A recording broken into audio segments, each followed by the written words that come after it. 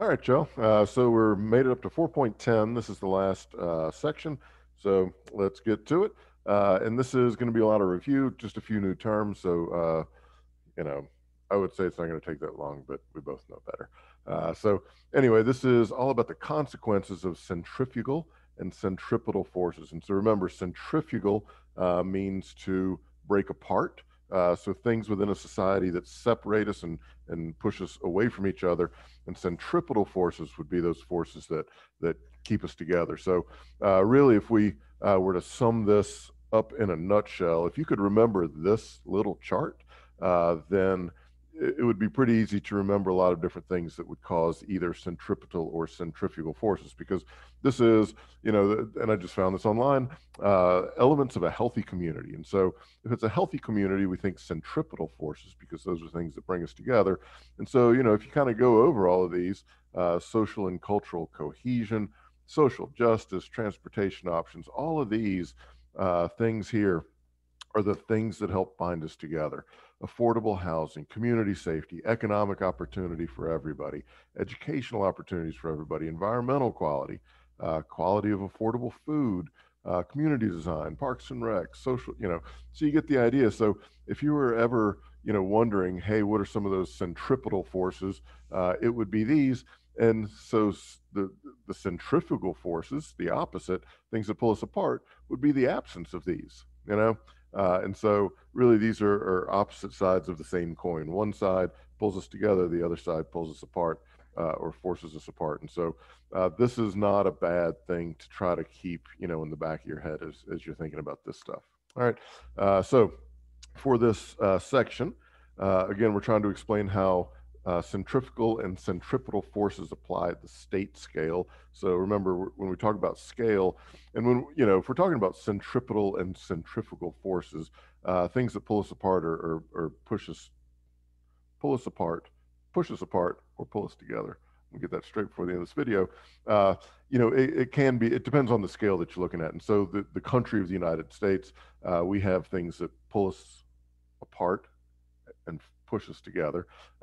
But if you drill down into different states or different cities, it can be a little bit different. So anyway, so these are kind of the two sections we'll be looking at. Centrifugal forces may lead to failed states. So here's the definitions that you would need to know. So failed states, uneven development, stateless nations, and ethnic nationalist movements. And so again, these are just some of the another little bullet point of things that can act as centrifugal forces. And then centripetal forces will lead us to things, these three: ethno-nationalism, more equitable infrastructure development, and increased social cohesion, or cultural cohesion. All right, so let's go ahead and get to this. So take a look here. When we talk about this is a fragile states index score. So centrifugal force, these are things, again, that pull us apart. And so if you're looking around the world, which countries are more likely or in more danger of being pulled apart, right? And so this is just a scale that they've come up with. So if you're over 100 here, then that's not good, all right? And so, Syria here at 110, they got big problems. Afghanistan, 107, Yemen, 111, Nigeria, South Sudan, and we'll be talking about some of these. So Somalia is the worst at 114. And then we look at, so if you have a high score for this, and you don't need to know any of these scores, but this is just a way of kind of putting this in a picture. And then these darker green colors, I guess you call them, mean that the countries are doing well. There's really no big problem. So Finland up here is the best, 18.8. So the closer you are to zero here, generally the better off you are. And this is, note the year here, 2016. And so the U.S. at 34. We've got some issues. Most countries do, but so you can kind of get a sense for what the world looks like and where the really bad spots are. So here in Central Africa, definitely some problems. Afghanistan, Pakistan here, Syria here, Iraq. And so, again, just gives you a sense of where the problems are. All right. So take a look at this. And again, this is not a list you would ever have to memorize. But when we talk about centrifugal forces, this ESPN thing should pop into your head. All right. So at this point, we're kind of hoping that, this is going to start to click. So economic things. So what are some economic things that can pull us apart? Income or wealth inequality. We've talked about that. Rapid inflation. We haven't talked about that, but if the price of everything starts to double and triple and quadruple and go up by 100 or 1,000, times, that can cause real problems in a country. Venezuela is currently in the middle of that, and we're going to watch a video here at the end about Venezuela. So, but rapid inflation can cause massive damage. Wealthy parts may be resentful for sending their money to poorer parts. Poorer parts of a country may feel marginalized by the wealthy, put upon, or it's like, ooh, you guys don't matter. And so that can lead to, the state or the country pulling apart. Catalan, we've talked about them.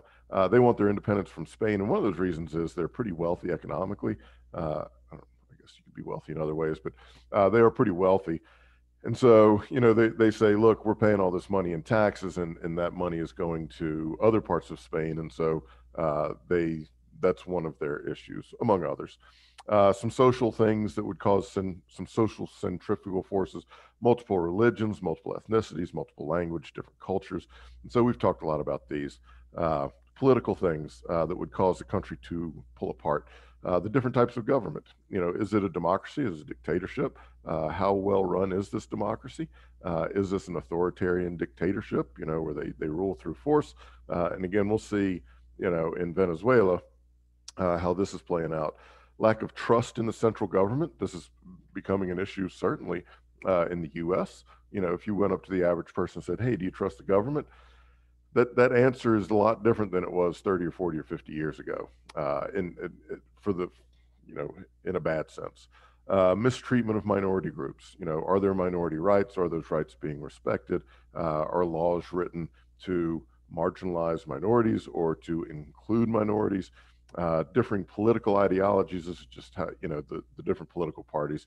What's the proper role of government? And we've got in the U.S., again, a definite divide here. Lack of government response to crises. If something happens, will the government respond? Because if they don't, that can create a centripetal force as well. Territorial disputes, obviously. Environmental issues that would pull people apart. Again, geography is not the same as environment. I know that, but geographic separation can cause that centrifugal force. Talked about that in the last video. Environmental pollution. If one place is polluting and it's affecting another, that can create centrifugal forces. So again, you can be creative with this. This is by no means an all-inclusive list. If you can think of things that would pull people apart, or pull them together, push people apart, pull them together. I won't get that right. Then that's what we're talking about. So centrifugal is the things that rips us apart. All right, this is centrifugal forces, we would say, are bad. All right, so let's look at some of the outcomes of centrifugal forces. So the first outcome we have is what we would call a failed state.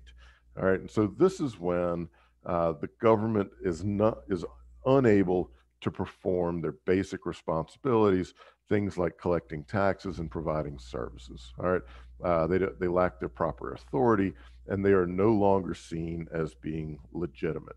All right, and that's kind of the big thing. People look at the government and say they are not really in power anymore because they can't function like a government should. And the example here would be Sudan and South Sudan. You can see ethnic groups in Sudan. So here's Sudan, and then Southern Sudan or South Sudan, which is the newest country in the world, also one of the ones most likely to fail. And you can see different ethnicities within here, and we'll talk about why they're a problem in just a bit. I also want to show you this. This is failed states, and I pulled this right from Wikipedia. I'm not ashamed to say, but this is well written. So, and again, you don't need to know all of these by any stretch, but there are different ways that a state can fail. So escalation of communal groups or conflicts. So this is ethnic conflicts, and we've seen that. State predation, which just means that there's corruption within a government. So the corruption is causing the problems. And so we can see here examples: Nicaragua, Venezuela, Brazil, Philippines, Croatia, Sudan, South Sudan. So you can kind of read that list there. North Korea, that might pop out to you. And again, the ethnic conflicts up here: Syria, Somalia, Myanmar. they were in the news yesterday. There was a coup in Myanmar that we'll talk about in class. Chad, Iraq, Yemen. Again, you can read all those. So regional or guerrilla rebellion. So if regions within a country start to rebel against each other, that can cause a failed state. The collapse of democracy, that could do it for sure. And succession or reform crisis in authoritarian states. So who's going to come next? If you look at Iran under in their leadership structure, when one group leaves, there's a bit of a power vacuum, and how is that vacuum filled? And so the Soviet Union under Gorbachev. Remember, after Gorbachev, there was no Soviet leader because the state of the Soviet Union failed, and then they broke up. All right. So failed states can definitely be one. Let's watch this real quick video. This is just on countries that might fail or characteristics of them. Whoops. Let me get back to heading here. May not seem like it. On average, the world is improving. Countries are growing their economies and populations and working together to build a stable global future. But not everywhere. In certain pockets of the world, war, chaos, and increasingly uncertain political instability are pushing certain nations straight toward their eventual failure. So we wanted to know which countries are at the greatest risk of collapse and why. Well, to find out, we can use the widely cited Fragile States Index, published by the nonprofit think tank Fund for Peace. Using 12 indicators covering social, economic, and political factors, the FSI ranks all United Nations members based on their likelihood of failing as a sovereign state. But although these states are considered fragile or failing by the Fund for Peace, many have criticized the index as being Western-centric and defeatist about struggling African nations in particular. Since 2014, the same three countries have ranked at the very bottom, and one of them is the long-struggling Central African Republic. The CAR, like most war-torn African countries, is the product of failed colonization by Europe following the 19th century partition of Africa. After roughly 80 years of French rule, the CAR declared its independence in 1960, but was far from democratic. Almost immediately, the government began suppressing opposition and was overthrown in a coup d'etat. The new government was best known for establishing a dictator who was alleged to have personally ordered the murder of 100 child protesters. Over the next 40 years, a series of coups, foreign overthrows of government, and false attempts at democracy led to multiple civil wars in the region, beginning in 2003. For the past decade and a half, the United Nations and the country's former colonizer, France, have attempted to reach peace between the country's many different warring factions, with little to no success. Today, the CAR is one of the world's poorest countries, and according to the UN's Human Development Index, has seen less development than any other nation on Earth. It's also consistently ranked as one of the most unhealthy nations, particularly in terms of hygiene, malaria, sanitation, lack of medical supplies, and most destructively, war. The country has even seen ethnic cleansing of its Muslim minority since 2013. Without the United Nations actively working to prevent a total collapse, the Central African Republic is the third most likely to fail country in the world. The second most unstable country is Somalia, which has been in the bottom three since 2007. Another victim of European colonization, this time by Italy and Britain, Somalia has struggled since declaring independence in 1960. Although somewhat stable due to a dictatorship, in 1991, the Somali Civil War broke out following the collapse of the Somali government. In the past 25 years, the country has been in an almost non-stop state of war, with religious and political factions alternately seizing territory and a steady growth of terror groups such as the Al-Qaeda-aligned Al-Shabaab. The lack of effective government has even led to pirates attacking ships near the Somali coast. Today, much of the country is still relatively lawless and in extreme poverty, with no real functioning economy or social services. But the most likely to collapse country in the world is also one of the most recently created. South Sudan only became independent in 2011, but has been engaged in a bloody civil war since 2013. As many as 300,000 people are believed to have been killed in just 2 years of fighting, with devastating ethnic violence and more than 1 million people displaced. In one notable massacre, members of particular ethnic groups and religions were executed en masse by former pro-government groups, and local radio stations broadcasted hate messages, encouraging torture and murder. Attacks on hospitals, places of worship, and schools have left the country non-functioning and barely held together by UN forces. These three nations follow a pattern of post-colonial independence and subsequent fragility. They're all marked by ongoing conflict, repeat government turnover, violent insurgencies, and extreme poverty. With so many interrelated crises happening at the same time, these countries need the global community's help, and without it, are likely to fail completely. As one of the most likely to fail states, Somalia is subject to more terror attacks than almost any other country.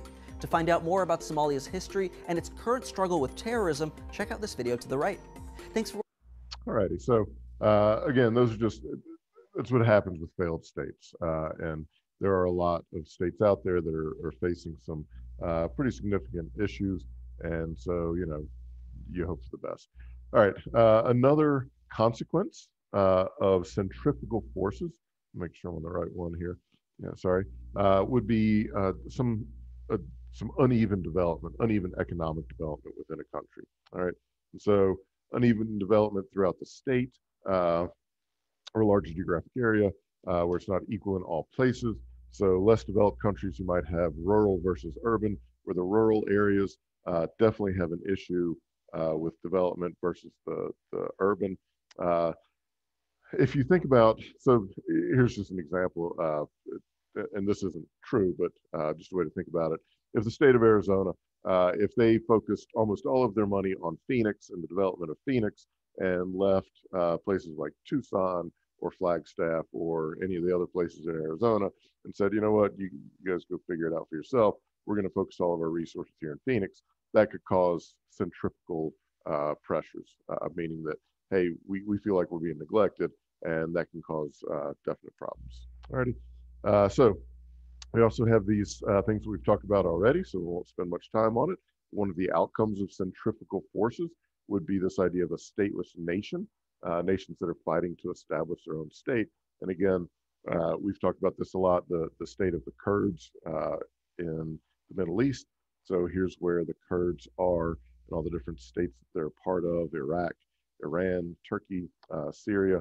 And so, that, again, an impact of centrifugal forces. And then Palestine, and we've talked about them as well with Israel. And then lastly, I think this is the last one, centrifugal force outcomes. You could end up with ethnic nationalism or ethnic nationalist movements. Over here, there's something going on in Ethiopia. But when we talk about this, we're saying that, whoops, messed that up. A specific group may want more autonomy within a country based on their ethnicity or nationality. And so the Catalans, Basque, or Balkanization, those would be definitions of it or examples. Now, if you look at the US, let's take a look at this. We've got a nationalist problem going on here with white nationalism. And so we can see it, here's some recent protests today, the Capitol riots, a part of that was definitely the white nationalist groups. You can see that in their symbols and the flags that they had. It is increasing here in the U.S. There's some fear there, some concern there. Let me put it that way. Here's some of the propaganda that comes out of those movements. And so, when we look around the world for nationalist movements, then we don't have to look very far actually to find some because we have it going on here in the U.S. And those are definitely centrifugal forces. When we see groups like this rising up, it shows that we are not all completely united around one belief. All right. So, in summary, centrifugal forces can lead to failed states, uneven development, stateless nations, and ethnic nationalist movements. And again, be sure to know those. And the other thing, the scale here is important, whether we're looking at a local scale, national, regional, or global. And so what we're looking at now is a national or a state level scale. All right, centripetal forces. So these are forces that bind us together. Again, here's this thing that would be a great thing to remember in terms of centripetal forces. So couple things, forces that bind countries together, such as, and you could do the ESPN thing, which I did here, strong national government, shared history, common language, religion. Take all the centrifugal forces and flip them. So this little section here will look at ethno-nationalism, more equitable infrastructure development, and increased cultural cohesion as a result of those centripetal forces. All right.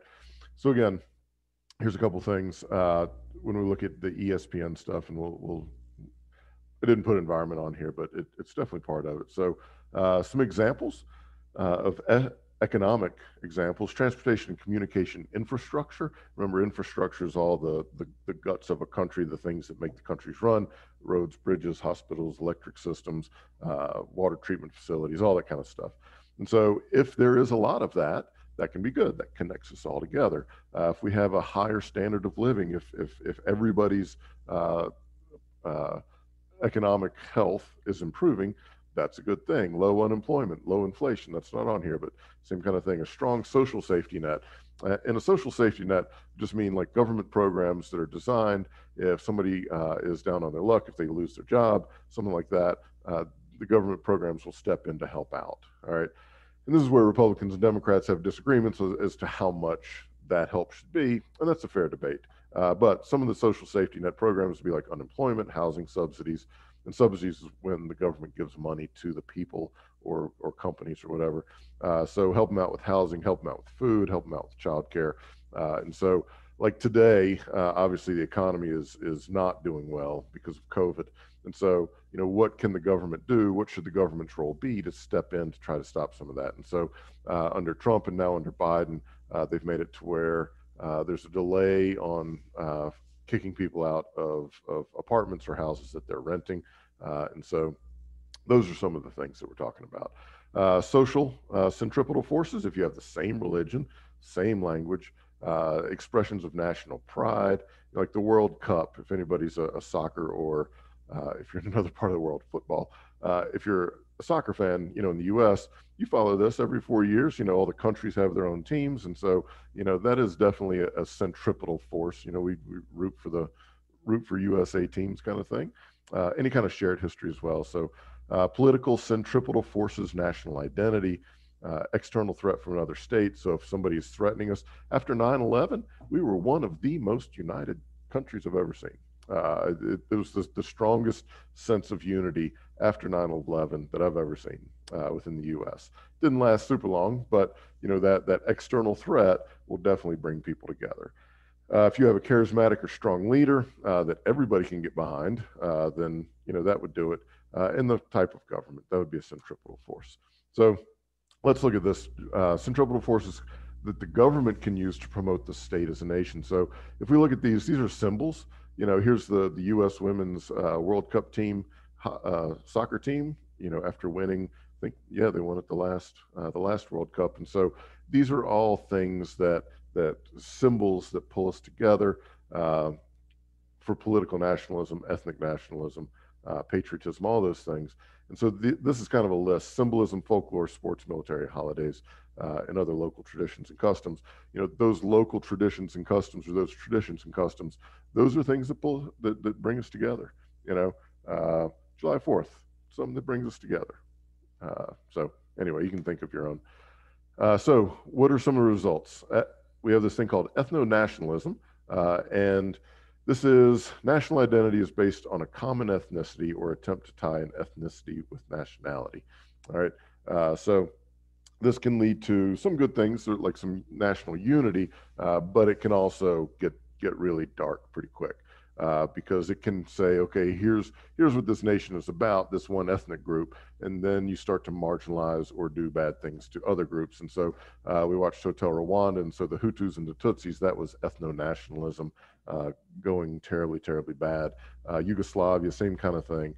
But if we get to ethno-nationalism to a degree, then we start to look at other groups and say, you're not part of this.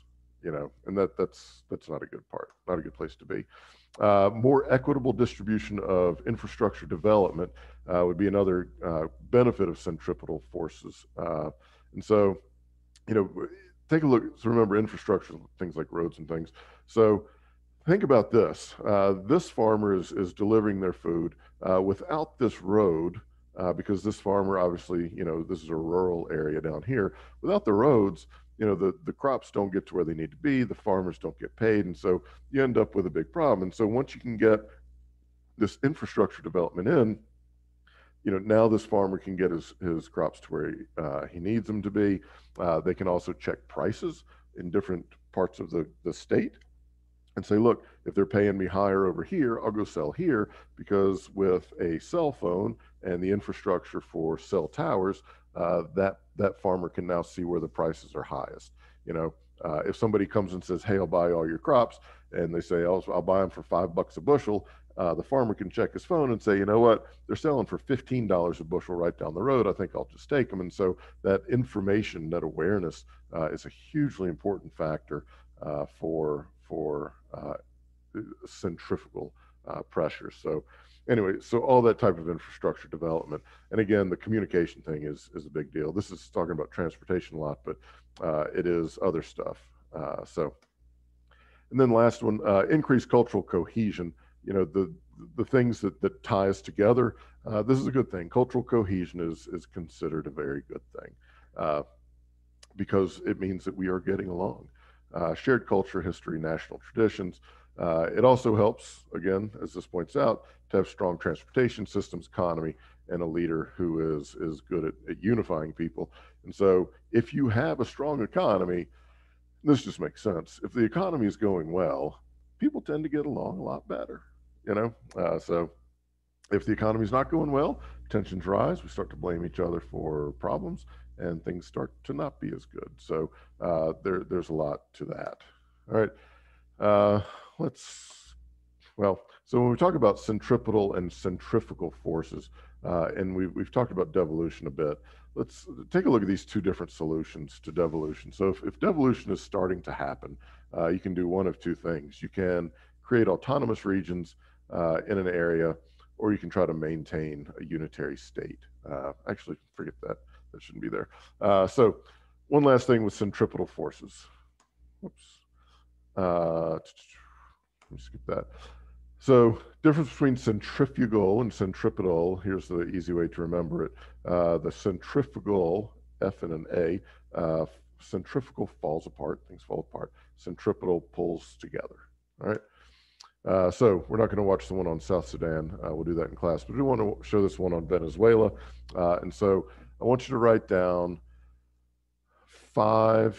minimum of five centrifugal forces that are occurring in Venezuela. So I think this is about an 8-minute video, and then we're done. All righty.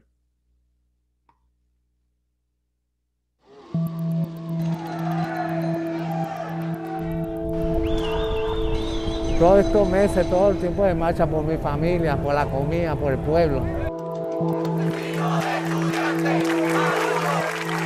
Siempre voy a estar en las calles luchando por la libertad de mis hijos. Y bueno. La violencia del gobierno y la violencia del AMPA. Todo eso son razones para tú salir a protestar, a manifestar, a defender tus derechos y aspirar a una mejor Venezuela.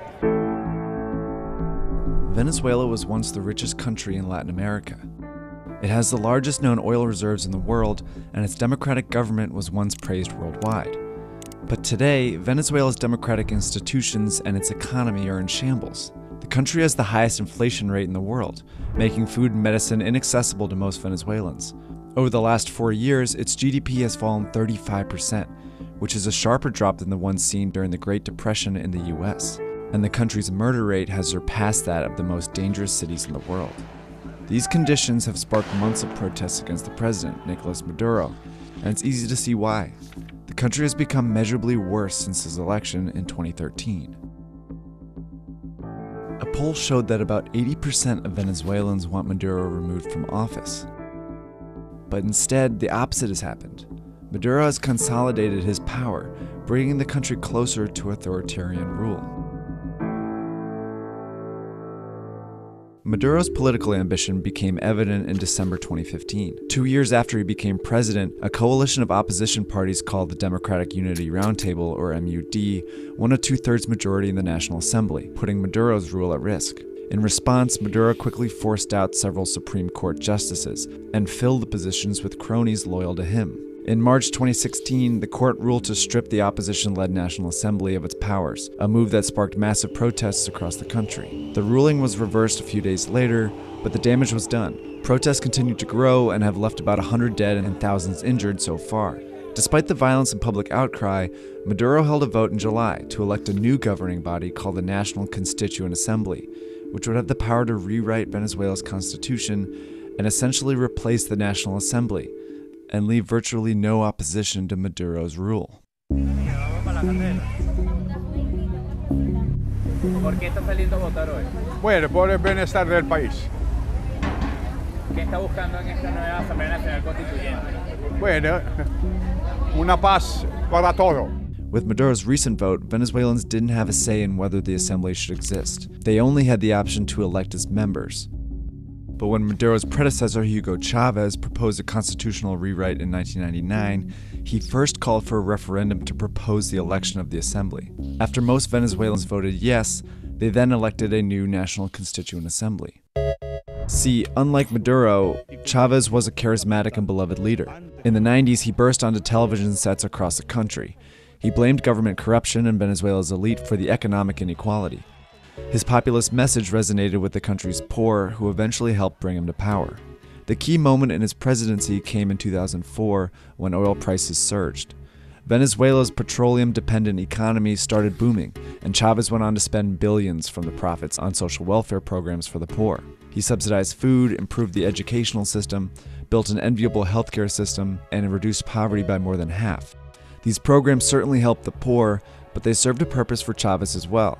In order to be re-elected, he needed to keep these millions of poor Venezuelans happy, so he rigged the economy to do just that. He didn't scale back Venezuela's dependence on oil, and his unrestrained spending led to a growing deficit, which meant all these programs would be impossible to sustain if oil prices fell. After Chavez's death, when Maduro took office as his handpicked successor, that's exactly what happened. Oil prices plummeted in 2014, and Maduro failed to adjust. Hyperinflation has made medicines and food that were once subsidized unaffordable for Venezuelans poor, who now make up about 82% of the population. Like Chavez, Maduro has also rigged the economy to keep himself in power, but this time it's not benefiting the poor. He's exploited a complex currency system put in place by Chavez. Maduro set the official exchange rate at 10 bolívares per US dollar, but only his friends and allies have access to this rate. In reality, the Venezuelan currency has become basically worthless. Most Venezuelans get their dollars on the black market, where the rate is about 12,000 bolívares per dollar. The military, which got complete control of the food supply from Maduro in 2016, is reportedly profiting off this currency crisis. They import food at Maduro's special currency rate and sell it on the black market for a massive profit. So for military generals and political allies of Maduro, the crisis has offered a lucrative opportunity which has helped Maduro stay in power. But he can't rely on that support alone. Which brings us back to Maduro's recent power grab. The opposition boycotted the vote, but Maduro held the vote for a new constitutional assembly anyway, and won a majority. Protests on the streets of Venezuela turning deadly after President Nicolas Maduro declares victory. The violence on Sunday, very real. The bomb went off near some motorcycle police, wounding several. Election day clashes between protesters and police claiming at least 10 more lives. At least one candidate has been murdered, shot to death. La elección de la Asamblea Nacional Constituyente es un fraude abierto, el mundo lo ve, lo ha visto, está claro, todos están claros de lo que sucedió. Ahora, lo que hay que seguir es seguir buscando la libertad, porque nosotros vivimos en libertad y sabemos lo que es eso. Para allá vamos a ir. Lo que sucedió ayer fue el más grande fraude que se haya cometido en cualquier elección nacional. Era un fraude cantado, ya se sabía que iba a ser una elección con poca asistencia, pero con una gran participación forjada por el gobierno. Maduro's government is trying to create the illusion of public support. The government claimed about 8 million people, or 40% of the country, voted, but experts put that number much lower, at just 3 million people. The international community, including Peru, Canada, Spain, Mexico, and Argentina, condemned the election. The US imposed financial sanctions on Maduro and members of his government. But Maduro's assembly, filled with loyalists, convened anyway, and it swiftly removed Attorney General Luis Ortega, leader of the opposition. Armed groups reportedly arrested several other opposition leaders too. Whether the group will rewrite the Constitution or postpone the next presidential election remains to be seen. For now, Maduro has unprecedented power over a country that continues to spiral out of control. Esto está cada día peor, mi querido. Si este hombre no se va, aquí Venezuela, bueno, ya. Una guerra. Mira, una guerra aquí. Aquí lo que hay es guerra, una guerra.